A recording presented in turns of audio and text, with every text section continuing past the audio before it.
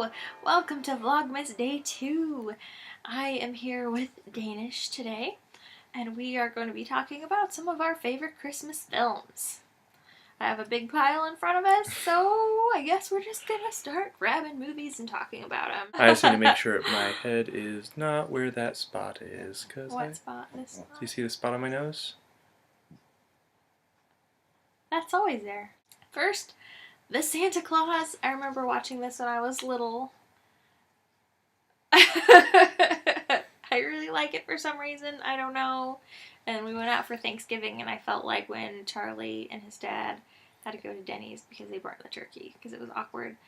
At least we didn't burn anything. That's true. That's true. We just worked. Next, we have Dr. Seuss's How the Grinch Stole Christmas. The animated version. This is a Dane favorite. It's the best version. It's like 10 minutes long. It's a half-hour long. It's the classic one.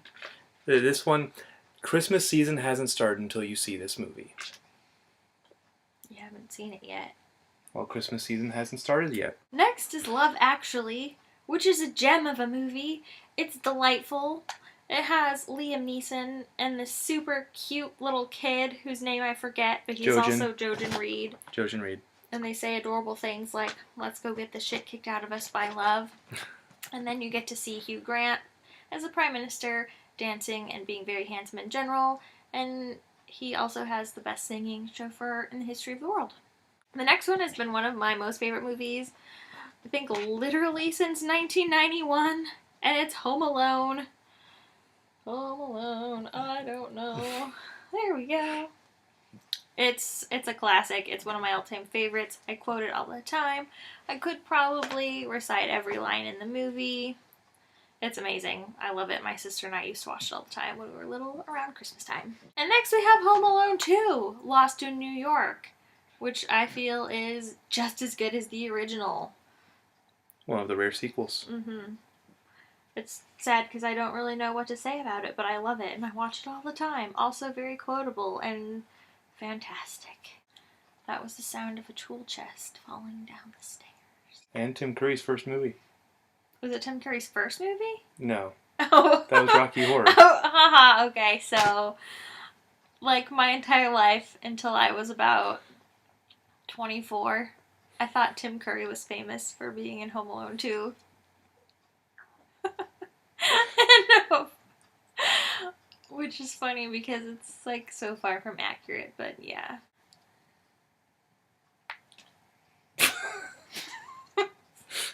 Merry Christmas!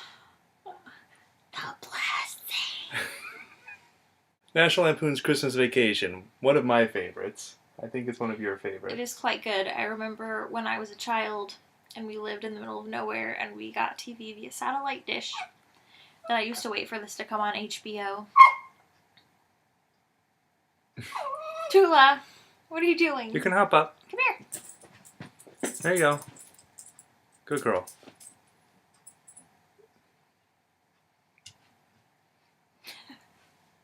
Dogs are weird. Elf! This lighting is making this very difficult. Elf.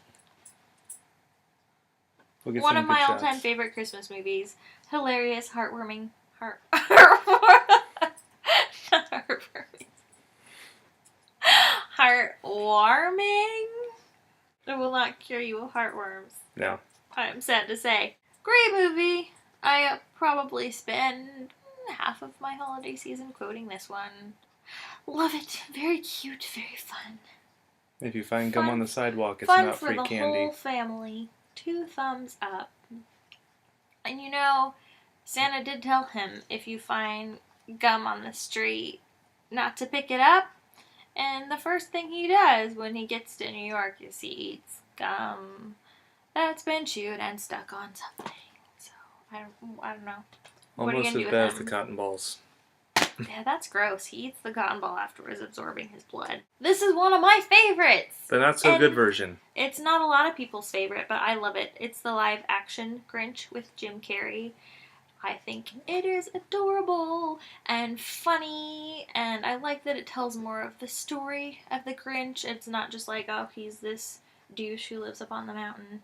He wants to make us all unhappy. He doesn't need a backstory. Yes, He's he a force does. of nature. No, he matters. He is a what, and he matters. And his feelings and his upbringing matter. It's anthropology. Either way, his heart still grows 3 sizes that day. Anyway, this is a good movie. I don't know why people don't like it. I like it. It is longer than 15 minutes. But anyway, yeah, it's one of my favorites. I love it. Jim Carrey is funny. Everyone has delightfully long eyelashes and dog snouts. And it's a good movie. I'm not going to dispute it's a good movie. I'm just saying the original's better. Scrooged! Reflections! Scrooged! Scrooged. This is, basically a Christmas Carol. I think it's from 1988. I remember watching it when I was a child and thinking it was terrifying and delightful, and it reminded me of the Batman movie with the Penguin and Catwoman for some reason. I don't know. I had a lot of weird ideas as a child, apparently. It's really interesting, and we were watching it a couple days ago. It is streaming on Netflix right now, and it got us talking about how if there were like an evil corporate villain in today's world, that seeing the way his employees live and the way they struggle probably wouldn't cause him to have a change of heart and become a totally different person. Anyway, it's interesting to think about, and it's not bad. It's pretty funny. We own it, so it's good. Everything we own is good. It holds up well. Yeah. The Holiday, which I don't know if you have ever seen. Have you ever seen it? That's one of the switch houses, right? It is. It's the one where they switch houses. I've seen it once. It has Jude Law in it, and he's ridiculously good looking. And Cameron Diaz is a film trailer editor. Yes, and she lives in a ginormous house. And Kate Winslet lives in an adorable little cottage in Surrey. It's good. They switch houses. Well, they're both like quite unhappy, having lots of like struggles and love and all that. So they decided they each want to get away for the holiday, and they swap houses, and it's good. It's worth watching. It's a romantic comedy. It's probably not for kids, but I don't think it would traumatize your kids if they watched it. But I don't know. You should probably not take my advice on that. I didn't hate it. Unless you be in my videos. We can cut that out. You just sound like a butt. Claymation Christmas. This is not Rankin and Bass. This one's... It's still very good. It's got a clay Styracosaurus and a clay Tyrannosaurus, and they introduce a lot of segments with Christmas music, and it has my absolute favorite, the Carol of the Bells, which is played by a bunch of anthropomorphic bells. Hitting themselves. Stop hitting yourself! Led by Quasimodo. And it has the California Raisins, I think. Singing Rudolph the Red-Nosed Reindeer. And some camels singing We Three Kings. It's just a lot of fun. And if you like Christmas music, you will enjoy it. A Christmas Story. I'm sure you've all seen this. It's a classic. I actually saw Peter Billingsley in person once, and I saw a look of terror in his eyes, and he walked the other way, even though I was acting completely normal. I don't think I saw this movie until I was 25, and everyone in the world has seen this movie. So, yeah, it's a Christmas classic. Eloise at Christmas Time. I don't think you've seen this. Have you seen it? Yeah, we watched it when you got it. I love it. It's delightful. It's very good. Eloise lives at the Plaza Hotel. She's always in very high spirits, and she's always up to no good, even though she has a heart of gold. And I love it. I love when she runs into her nanny's room and exclaims that it's Christmas Eve, and I was like, yeah, I can totally relate to that. She uses that a lot. Even though I didn't have a nanny. I like making declarations. Year Without a Santa Claus, with the Cold Miser and the Heat Miser, who has light up hair. Light up hair is hard to do, so I think that's quite an accomplishment. Also has the good song, Heat Miser / Cold Miser, which you've probably heard. It's another Rankin and Bass Christmas classic, and I watch it every year. Polar Express, kind of a weird movie. Very weird. And the little kids in it are like weird and creepy, and they have this like massive train accident, and it's traumatic, but somehow I really enjoy the movie, and I'm not sure if that's because I liked the book so much as a kid. I don't know. I really enjoy the movie for some reason. I find it very peaceful and Christmassy, I do love the book. I have the audiobook as read by Liam Neeson, which is a gem. So I think if you enjoy the book, you should own that too. I don't know, this movie just confused me because Tom Hanks plays the voice of like 3 different people, He and plays everybody. He's like the Medea of I guess, yeah, he plays Polar all of the Express. adults in this movie. And then the rest are the kids, and there's this hobo who serves He no plays real kids, role. doesn't he? I don't think he plays the kids. Oh, I don't know.